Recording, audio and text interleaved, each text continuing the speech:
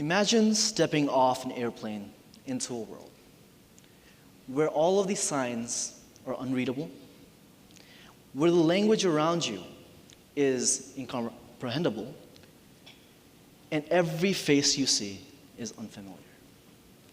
That is exactly what my family and I did when we immigrated to America back in December 8th of 2008. We came to this country with nothing but a suitcase, but a head full of dreams, and a passion for wanting a better life, and wanting to do something and make something of ourselves. My family and I, we did not speak a hint of English. My mother's most famous line was, "Where is the bathroom?" That's the extent of it. My father, he was a little shy and didn't even go further from that, but that's essentially the only line that my mom cared about. She cared enough to make sure her two children that she brought with her to this nation would be able to use the bathroom. Navigating the unknown can be daunting, but what if I told you that if we embrace uncertainty, it can be a big helper and a catalyst for innovation and personal growth? Today, I would like to share to you a story and my story about how my family and I utilize that, and hopefully give you some ideas as well into each and every uncertainty that we face each and every single day, and use that as a catalyst into our own lives for making a more and better personal life. As we stepped off the airplane, I was just a 6-year-old boy. I had never seen snow before in my life. I was looking up in the sky and I was like, America's so fancy, cotton candy falls out of the sky. This is where I want to be. As I put on my tongue and as I felt the snowflakes fall into my mouth, I was mesmerized. As I saw the big city lights everywhere around the airport, this was my first time noticing all the city lights as well. My mind was filled with a lot of questions, but at the same time, safety and gratitude as I held onto my mother's hand. We were born and we are from Nepal. My family and I were from Japa, Nepal, Kudnabari, Sector B2, in the refugee camps. The houses, they were made out of bamboo. Sounds pretty nice, huh? But not the luxury bamboo that you'd imagine. They're made out of the bamboos that grew by in the nearby forest. The walls were made by bamboo. The floors were dirt. But most of all, there was a lot of culture and a lot of uncertainty that we faced in each and every single day. Every time that it rained, our dirt floors would become very muddy. The wind and the rain would go right through the walls. And my mother and my father would always worry that we'd catch sick, but they always were not afraid about the uncertainty. My mom always told me, listen, I know that there's so much happening all the time, but if we keep moving forward with the mindset that we have on us, everything will be okay. Every time we were faced with uncertainty, my mother would say, keep moving forward. Keep moving forward. Every time I was faced with these uncertainties, those words echoed in my mind. The refugee camps, when you think about it, they seem pretty nasty, right? But some of the best memories I've had in my life were in those camps. Everyone was facing the same uncertainty. We lived on rations of food that was provided for us. But due to the uncertainty, it helped us grow closer to the people around us. Our neighbors, we were more closer than ever. You could go right next door and ask a neighbor for sugar. Pretty nice, huh? Or you more so lean on one another, help each other grow, and that helped us out a lot more. When my family and I immigrated to America, we were faced with a lot of culture shock. We are Indian by nature. But then, my family, we lived in Bhutan for a little bit. My family then immigrated over to Nepal as refugees from Bhutan, and they were there for 16 years. When they were in the refugee camp for 16 years, I was born. Isn't that great? Pretty nice, huh? Yeah. So I was born in the refugee camps in February 2nd of 2002. In the refugee camps, that's all that I knew for the first 6-7 years of my life. But then my mom and dad, they knew a lot more than that. That is me, right there, in the refugee camps. In the refugee camps, we were faced with a lot of culture differences too. My mom and dad, highest level of education that they attained was middle school. The reason for that was the cultural aspect of it. Both my parents got married at an early age of 14 and 16 because of the cultural difference in India. Back then, child marriage was still not really widely regulated, so they got arranged marriage off pretty early. My mom had a heart and passion for education, but she could never pursue that.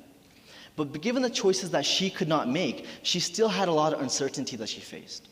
My mom, she has such an amazing heart.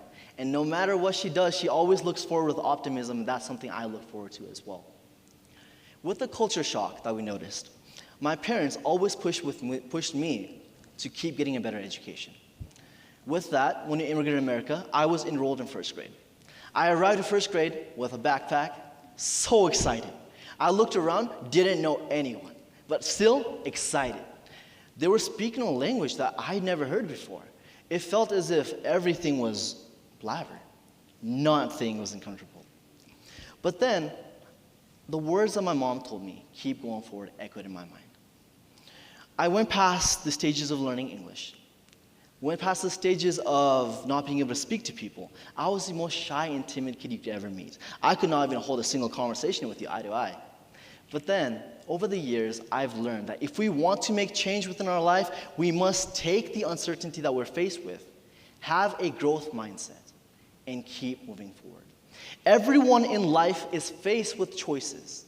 And with the choices that we're faced with, we can either become victims or survivors of the choices that we overcome. And it's a mentality and mindset that you learn from that helps us move forward and go a little bit greater. With that, I was always curious. I loved taking apart things. Putting them back together was a little bit of struggle, so I'd kind of ignore that part, but I loved taking apart things. I'd run up to my mother every single day with something taken apart. She'd be like, oh, now what does this mean? I'd be like, see, Mom, if you take the battery terminal here and you connect it here, then this is what happens. She's like, oh, that's great. Now put it back together. I'm like, I lost this cruise. So essentially, the same curiosity and mindset that developed within me, I always utilized that to keep going forward. I was very shy, and most of my life, I had been told that you will not amount to anything by a lot of people. And with the same mindset, my mom always believed in me. I'd come crying home from school, be like, Mom, I don't understand the language. I have no friends. I don't know anyone. But she'd still sit with me at the dinner table and be like, listen, I know things are hard right now, but I believe in you. And when things get uncertain and when things don't add up, always look to your past and utilize what you've learned to keep making a better future for yourself. And I apply that. I was very passionate in physics and building technology, and always very passionate about anything that kind of functioned or you could build together. So in the refugee camps, I'd often lay down the dirt floors in the wooden paths and I'd build mini cars and mini structures. Always curious. That's an amazing mind of a child. And just like each and every single one of you, at some point in your life, you also had the same curiosity that led you to these amazing places. When we harness the curiosity that we're faced with and match it with uncertainty, it can help us delve deeper into greater paths and where we need to go in life. All of us have dreams. When I look around this room, I see dreams, I see aspirations, I see goals. Some accomplished, some not yet accomplished, and some kind of given up because the world kind of hits us hard sometimes. But with that, I learned that we must keep moving forward. In physics, nothing happens until something moves. And that's one of the greatest things that I learned, is if you want to make changes into your life, and if you're ever faced with any circumstances and difficulty, we must apply a growth mindset, observe the situation, leverage diversity, and most of all, also use everything that we've learned in the past. Your past does not define you, but it can help you and shape you in who you want to become. My mom, when I was making this presentation, I called her and I told her, I am so terrified. I am so terrified, Mom.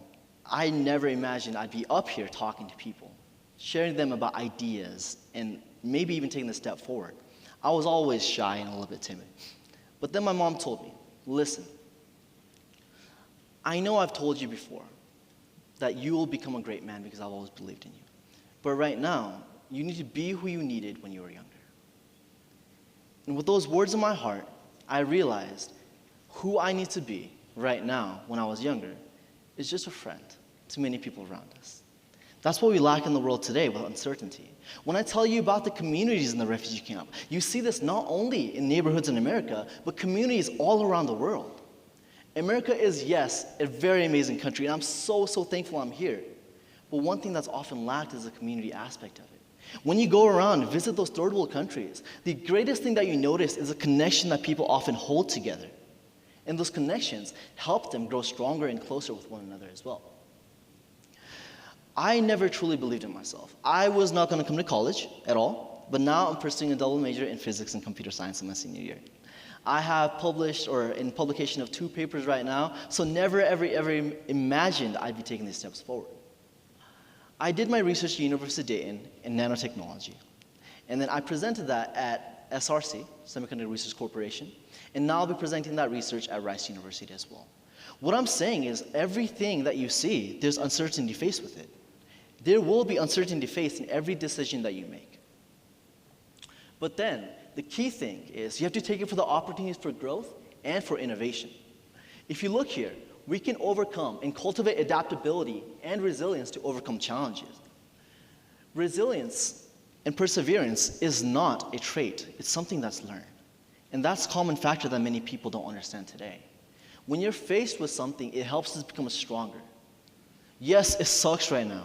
For many of you, or for many of us right now, many of the struggles that we face is waking up early in the morning, going to class, going to work. It's the simple things. Just because your problem is small doesn't mean it is not a problem. But overcoming one simple thing at a time builds it like a stepping stone for success. A journey of 1,000 miles starts with a single step. It's very cliche, yes, I agree. But imagine, if you try something new every single day, if you get better at it by 1% every single day, 1% better every single day, by end of the year, you'll be better at it by 37 times. Every single day. 1% adds up. We have to leverage diversity, experience, and perspective to enhance innovation. We have a lot of diverse people around us, people with amazing backgrounds. Maybe the people sitting right next to you, or your friends or your neighbors. Diversity can be scary because the unknown is scary. One thing that we see often in the world today is when we're faced with the unknown, we either tend to run from it or learn from it. And when we're faced with the unknown, whether that's differences in cultures, oftentimes wars that are fought, oftentimes arguments that happen, they're over the things that unknown that both parties don't usually understand. With better understanding, finding a middle ground, it can help us grow better as a society and better as people as well. And that's something that I've learned. When I was playing soccer in high school, we had a very diverse group of people, kids from all parts of the world. Our high school team was very, very diverse, as they were also refugees as well. And playing with those kids was kind of hard because we didn't speak the same language. But we all had a commonality, and that was the love for the game, the love of soccer. The love of soccer helped us grow closer together.